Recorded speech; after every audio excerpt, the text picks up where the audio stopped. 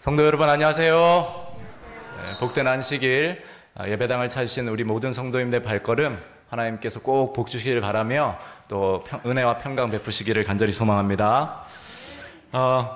앞서 소개하지 못한 우리 귀한 손님분들이 계십니다. 동중원 앞에 청량리 교회를 출소하셨다가 이사를 오셔서 우리 새선사 교회를 방문해 주신 강요세 성도님. 네, 주님의 이름으로 축복합니다. 네, 환영합니다. 네. 그리고 우리 소윤이 친구 조현재 학생, 주님의 이름으로 축복합니다. 네, 환영합니다. 네, 감사합니다. 어느 안식일보다 더 따뜻하고 밝은 안식일인 것 같습니다. 여러분이 아시는 대로 오늘은 성만찬 예식이 있는 안식일입니다. 저도 새천사 교회에서 처음으로 거행하는 성만찬 예식 안식일인데요. 기대가 되고 또 여러분들의 많은 기도와 협력을 부탁드립니다. 오늘도 시작이 앞서서 함께 사랑과 소망을 담아 인사하고 시작할까요? 옆 사람의 손을 꼭 붙잡고 하늘까지 함께 갑시다. 네, 환영합니다. 하늘까지 함께 갑시다. 네.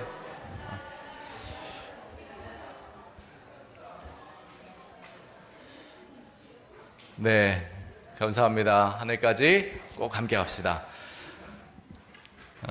성만찬 예식이 있기 때문에 오늘 설교는 최대한 간결하게 메시지를 여러분들께 전하고 또 성만찬 예식 가운데서 실물 교훈으로서 우리가 함께 하나님의 복음을 경험하도록 하겠습니다. 성만찬 예식은 단순한 예식이 아니라 예수님께서 실제로 우리에게 어떤 마음을 품고 계시는지를 보여주는 시간입니다. 그리고 그분의 복음이 무엇인지를 귀로 아닌 눈으로 확인하게 해주는 시간이에요. 그러면서 그 예식을 통해서 우리는 앞으로 내가 어떻게 살아가야 할지를 다시 한번 생각하고 인생의 방향을, 그 초점을, 거룩한 주파수를 맞추는 그러한 뜻깊은 예식이라고 할 수 있습니다. 그런 의미에서 성만찬 예식은 우리가 정기적으로 드리는 예배와는 뚜렷한 차이점이 있어요. 예배는 우리가 하나님께 우리의 존재와 삶을 드리는 시간입니다. 그러나 성만찬은 하나님께서 우리에게 그분의 복음을 다시 한번 먹이시고 채우시는 특별한 은혜의 시간이에요. 이 차이점을 곰곰이 생각해 보시면 정말 뜻깊은 시간이에요. 여러분들도 가끔 성도들 간에 이렇게 집으로 초대해서 교제하는 시간이 있지 않습니까? 이 성만찬 예식은 하나님께서 우리를 위해서 준비하신 만찬이고 우리를 초청하신 시간이에요. 이것을 좀 굳이 구분해서 좀 설명드려 보면 예배는 우리가 하나님 앞에 나아가는 시간인데 성만찬은 물론 우리가 하나님을 만나는 의미에서는 나아가지만 하나님께서 친히 우리에게 내려오셔서 그분의 은혜의 만찬을 차려놓으시고 우리를 부르시는 그러한 시간입니다. 예배는 찬양과 기도와 헌신 그리고 우리의 반응에 초점이 맞춰져 있다면 성만찬은 하나님의 은혜와 제공하심에 대한 우리의 태도에 초점이 맞춰 있습니다. 성경적인 의미로 우리는 우리 자신을 하나님께 드림으로써 예배를 드리지만 성만찬은 하나님이 주신 것을 가지고 하나님을 기념하고 그리스도의 그 희생과 사랑을 기억하는 것입니다. 그래서 예배가 헌신과 고백의 시간, 물론 넓은 의미에서는 회복과 소생의 시간도 있지만 구분하자면 성만찬은 회복과 충전의 시간이에요. 오늘만큼은 하나님께서 여러분들을 위해서 차리신, 특별히 예수께서 그분의 살과 피로 제공하신 이 만찬을 통해 여러분이 힐링하는 겁니다. 주체라고 한다면 우리가 예배 때는 하나님께 드리는 것이지만 성만찬은 예수님이 요리사가 되셔서 모든 음식을 차려놓으시고 우리를 오라고 부르셨고 여러분은 그 초청에 응답한 사람들입니다. 예배는 공동체와 개인이 다 가능해요. 혼자서도 때로는 예배를 드릴 수 있어요. 그러나 성만찬은 반드시 공동체로서만 가능한 예식입니다. 그래서 귀해요. 앞서 고린도전서 10장 17절 말씀이 잠깐 보였는데요. 떡이 하나여 많은 우리가 한 몸이니 이는 우리가 다 한 떡에 참여함이라. 성만찬은 공동체적인 요소, 유일한 요소를 가지고 있습니다. 정리해 보면 성만찬과 예배의 차이는 드리는 것과 받는 것에 있고, 좀 더 공동체적인 요소가 뚜렷하다는 것과 이 복음과 하나님의 말씀을 눈으로 보고 손으로 만질 수 있다는 거예요. 여러분, 제자들이 예수님을 눈으로 보고 손으로 만졌던 그 특권을 똑같이 우리가 지금 누리지 못하더라도 성만찬을 통해서 우리는 복음을 만지고 복음을 먹고 복음을 눈으로 봅니다. 그래서 이 예식은 성경적으로 세 가지 의미로 좀 구분해서 이해하고 실천할 수 있는데요. 첫째는 기억하는 겁니다. 기억하는 것. 여러분들께서 아시는 대로 예수님께서 나를 기념하라라고 말씀하셨어요. 성만찬은 내 죄값을 대신 지신 예수님의 사랑을 깊이 묵상하고 기억하는 순간, 그리고 그 십자가 없이는 내가 살 수 없는 그런 연약한 죄인임을 인정하고 또 기억하는 시간입니다. 그리고 예수님과의 그 교제에 공동체적으로 우리 세천사 가족들이 함께 한 떡에 참여하는 아주 뜻깊은 잔치라고 할 수 있습니다. 성만찬은 우리 각자가 서로 다른 사람이지만 주님 안에서 한 몸이라는 사실을 기억하는 거예요. 너무나 다르지만 우리는 한 몸이야. 그래서 누군가의 연약함은 내 연약함이기도 하고 누군가의 죄는 나의 죄이기도 하다라는 사실을 기억할 필요가 있습니다. 그래서 비난하고 정죄할 것이 아니라 서로 용서하고 품고 또 화해하는 그러한 거룩한 만찬의 시간을 하나님께서 마련해 주신 겁니다. 그러면서 우리가 이 떡을 먹고 잔을 마실 때마다 주의 죽으심과 그가 다시 오심을 전하는 것, 우리의 사명을 회복하는 자리입니다.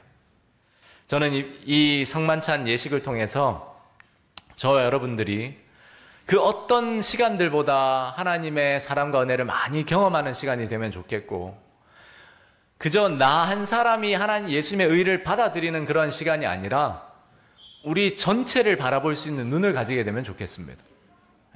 우리라는 이 개념, 한 몸 된 우리 각자. 그래서 이 사람이 없으면 내가 영적 장애가 생긴다라는 그런 인식을 가지고 서로를 품고 용서하고 화해하면서 온전한 연합을 누리는 시간이 되면 좋겠습니다. 시대의 소망의 글을 인용하겠습니다. 그리스도께서는 성령을 통하여 당신이 친히 세우신 의식을 시인하려고 그곳에 계신다. 그분은 죄를 깨닫게 하고 마음을 부드럽게 하시려고 그곳에 계신다. 죄를 뉘우치는 단 한 번의 표정이나 생각일지라도 예수께서 주목하지 않으시는 일이 없다. 회개하며 슬픔에 잠긴 이들을 위하여 그분은 기다리신다. 영혼을 받아들이기 위하여 모든 것이 준비되어 있다. 유다의 발을 씻기신 분께서는 각 사람의 마음에서 죄악의 오점을 씻으시기를 열망하신다. 아멘. 여러분, 저희도 부임을 해서 저희 가정도 다 한 번에 초청할 수 없으니까 이렇게 장미반도 초청해보고 또 집사님들도 이렇게 초청해보고 이렇게 초청을 하잖아요. 예수님도 만찬을 차려놓으시고 초청을 하시는데 누구를 초청하십니까? 우리 모두를 초청하십니다. 여러분이 어떠한 연약함과 결점이 있거나 직전까지도 예수님 앞에 죄를 범한 사람이라 할지라도 초대장은 모두에게 뿌려집니다. 모든 사람이 넉넉히 먹을 수 있는 그 은혜의 만찬이 준비되어 있어요. 중요한 것은 그 초청에 어떻게 반응하냐라는 것입니다. 예수님은 분명히 우리를 초청하시고 이끄셔요. 여러분이 이번 주에 묵상하신 시대의 소망에 보시면 문둥병자와 중풍병자 이야기가 나오잖아요. 여러분들께서 아마 기억하실 겁니다. 그들이 예수님께로 나올 수 있었던 것은 무엇 때문이었죠? 네, 예수님께서 인도하셨기 때문입니다. 초청하시고. 어떻게 초청하셨죠? 문둥병자가 어떻게 예수님께 나가야겠다는 생각을 했습니까? 예수님에 관한 네. 그분의 사업에 대한 소식을 들으니까 희망과 소망이 생긴 거예요. 많이 들려져야 합니다. 여러분, 소그룹 할 때 그래서 여러분은 별것 아니라고 생각하면서 이야기하지만 사실 여러분이 만난 예수님 이야기, 예수님이 여러분의 삶에 베푸신 그 은혜를 나누는 것은 하나님, 예수님께서 여러분이라는 존재를 통해 보내시는 초청장이에요. 너도 그러한 은혜에 참여해 보라는 초청장입니다. 각 사람 다 초청장이에요. 저도 결혼을 했지만 청첩장을 고를 때 그 청첩장 고르는 것도 보통 일이 아니더라고요. 뭐 이게 좋은지 저게 좋은지 너무나 다양합니다. 각 사람이 스타일이 다 달라요. 우리 각자도 마찬가지입니다. 은혜의 만찬은 동일하지만 한 사람 한 사람이 각기 다른 모양의 초청장이란 말이에요. 그래서 어떤 초청장이냐에 따라서 누군가에게 더 감동을 줄 수 있는 겁니다. 저는 우리 새천사교회가 예수 그리스도의 거룩한 초청장이 되는 이 일에 열심을 내면 참 좋겠습니다. 소그룹을 하실 때 다른 이야기보다 예수님이 여러분 삶에 어떻게 역사하셨는지를 많이 이야기해 주세요. 그 이야기를 듣고 누군가는 인생의 절망 가운데 희망과 소망을 얻게 된다는 거예요. 그렇게 예수님이 그 문둥병자를 인도하셨고, 성경에 보시면 아무도 예수님이 하나님께서 이끌지 않으시면 예수님께 갈 수가 없대요. 그러니까 모든 구원받은 사람들 또는 은혜를 경험한 사람들은 전제가 뭐예요? 인도함을 받은 거예요. 우리도 다 마찬가지입니다. 우리가 성찬에 참여하는 것조차도 하나님의 초청과 인도를 받고 있는 것입니다. 그러면 그 많은 나병 환자들 중에 그 구원받은 나병 환자에게만 초청장이 갔을까요? 어떻게 생각하십니까? 다 갔습니다. 당연하죠. 예수의 소문이 들려진 건 모든 문둥병자들이 들었단 말이에요. 그러면 왜 이 한 사람만이 예수님께로 나왔을까요? 모든 사람에게 초청장이 갔는데. 여러분, 나병 환자들이 그 당시에 모여있던 곳은 철저히 격리된 곳이었는데 거기는 정말 말 그대로 절망의 장소였습니다. 그곳에서 모여있던 나병 환자들이 예수님 이야기 했을까요? 했겠죠. 야, 저기 갈릴리에 30살 목수 예수라는 사람이 있는데 지금 난리도 아니야. 눈먼 사람, 절름발이, 중풍병자 가면 다 나았대. 한 사람도 낫지 않은 사람이 없었대. 100명이 가도 100명을 다 치료해 줬대. 옷자락만 만져도 나은 사람도 있대. 얼마나 얘기가 많았겠어요. 그 나병 환자들이 모여서 뭐 할 게 뭐 있겠습니까? 이야기하는 거 말고. 야, 거짓말 치지 마. 그런 사람이 어디 있어? 진짜야. 김 씨가 봤대. 맞아. 나도 얘기 들었어. 있어. 그런 사람. 그 사람 설교도 서기관들하고 너무나 다르대. 그 사람 그분 말씀만 들어도 마음에 평강이 있다. 이 씨 거기 갔다 왔잖아. 얼마나 은혜 받고 왔는데.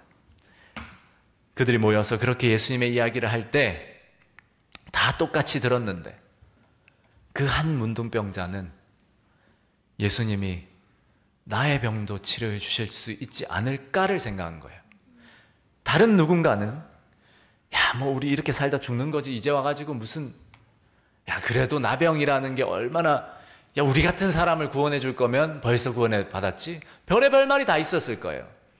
그런 사람의 말들 속에서도 하나님이 마음에 주시는 그 음성, 그 이끄심에 이 한 사람은 반응하고 있었던 거예요. 여러분, 시대의 소망에 보면 이런 의미 있는 글이 있습니다. 그러나 선지자 엘리사의 시대 이래로 이 질병에 결박된 자가 정결함을 입는 일은 한 번도 없었다. 그들은 예수께서 어떤 사람에게도 하지 않은 일을 그들을 위해 하시리라고는 감히 기대하지 못했다. 네, 결정적인 차이입니다. 어떤 사람에게도 하지 않은 일을 나라고 해주겠어. 여러분, 이 자리에도 여러분이 뭐 각자 여러 상황에 처해서 앉아 계실 텐데 여러분은 예수님께 기대하십니까? 기도 말고 당연히 기도는 해야죠. 기대하시냐고요. 그런데 기도는 열심히 하는데 기대를 안 하는 교인들이 많아요. 열심히 기도하는데 기대를 안 해요. 기도는 습관이 돼서 해요. 밥 먹을 때도 하고 아침에도 하고 예배 드리러 와서도 하고 개인적으로도 하고 슬퍼도 하고 기뻐도 하고 습관적으로 하는데 기도는 하는데 기대를 안 해요. 왜? 된 사람이 없거든. 나같이 사는 사람이 대부분이거든요. 그냥 이렇게 살다 죽는 거거든요. 소문만 들었지. 야, 누구는 예수님 만나서 인생이 변했대. 뜨거운 간증 누가 하더라. 어떤 목사님 그런 이야기 하더라. 다들 무성히 서로 말은 하는데 기대를 하지 않습니다. 그런데 한 사람, 여러분 성경엔 늘 한 사람입니다. 한 사람은 그 소문을 듣고 내가 그런 분이라면 옷자락만 만져도 낫지 않을까 생각한 거예요. 여러분, 저는 이 자리에 앉아 계신 여러분이 기도를 열심히 하신 분뿐만 아니라 예수님께 대한 기대를 가지시는 분 되시기를 간절히 소망합니다. 내가 믿음으로 오늘 성찬에서 이 떡 한 조각 받아 먹으면 예수님께서는 내 모든 죄를 용서하시고 구원하신 그 은혜, 그 의, 그 능력, 지혜를 내게도 경험하게 해주실 거야 라는 기대, 여러분 하시겠습니까? 그러한 기대 없이 앉아있는 사람은 유다와 같은 사람입니다. 예수님 좋아하죠. 예수님 위해서 열심히 일하죠. 그러나 기대하지 않습니다. 자기 생각대로 예수님이 해주시길 원해요. 예수님이 이렇게 해서 나를 이렇게 해주셔야 돼요. 여러분, 그러나 우리는 예수님의 뜻대로 기대해야 합니다. 그리고 여러분이 묵상하신 대로 그 기대, 죄에서 구원함을 받고 은혜를 힘입어 사는 삶은 즉시로 응답하시는 하나님의 약속입니다. 여러분, 그렇게 문둥병자 예수님을 찾아갈 때 그것이 쉬운 일이었겠습니까? 쉽지 않아요. 얼마나 주위에서 만류하고 피하고 무시하고. 그러나 문둥병자는 뭐 했다고 하죠? 그 마음에 솟아오른 믿음을 계속 붙잡고, 비록 그에게도 과연 자기를 고쳐주실까 하시는 의심이 들었지만 그는 무엇을 생각했습니까? 자기가 들어온 모든 것, 예수의 소식, 예수의 이야기만을 생각했습니다. 그게 그에게 유일한 소망이었어요. 여러분, 승부는 생각에서 다 결정되는데 여러분은 무슨 생각을 하며 사십니까? 말씀을 주워 들으시기 바랍니다. 부스러기 같은 말씀이라도 주워 담는 자는 하나님의 구원을 경험합니다. 그리고 오늘 그동안 들었던 그 말씀을 성찬 예식을 통해서 보시게 되길 바랍니다. 복음이 어떤 것인지를 눈으로 좀 보세요. 예수님이 우리에게 무엇을 주셨는지를 눈으로 봐야 한다니까요. 찢겨진 살과 피, 흘려진 피, 그것을 예표하는 이 거룩한 예식 속에서 여러분이 이 문둥병자의 경험, 그 마음속에 믿음을 주시고 구원으로 이끄시는 그 예수님의 은혜를 경험하기를 간절히 소망합니다. 예수님이 우리를 성찬 예식으로 초청하셨습니다. 그러나 어떤 사람은 그 초청에 참여하지만 어떤 사람은 참여하지 않아요. 이유가 다양해요. 왜 참여하지 않을까요? 정말 가장 답답한 이유는 뭐냐면 내가 죄가 많아서, 내가 지난 한 주도 제대로 살지 못해서 감히 이 거룩한 예식에 참여하지 못한다는 이유예요. 이건 정말 하나님 입장에서는 어이가 없는 겁니다. 어이가. 여러분, 그 어이가 뭔지 아시죠? 맷돌 돌릴 때 그 손잡이가 없는 거예요. 정말 어이가 없는 거예요. 여러분, 누구보다 이 초청에 예수님께서 환영하는 분, 맨발로 뛰어나가서 아직도 상거가 먼데 걸어오는 그 죄인을 맞이하는 그 아버지처럼 예수님은 가장 죄 많은 사람이 이 은혜 만찬에 믿음을 가지고 나오는 것을 가장 기뻐하십니다. 그러니까 절대로 죄가 많다고, 연약함과 결점이 많다고, 허물이 많다고 이 만찬을 꺼려하지 마시기 바랍니다.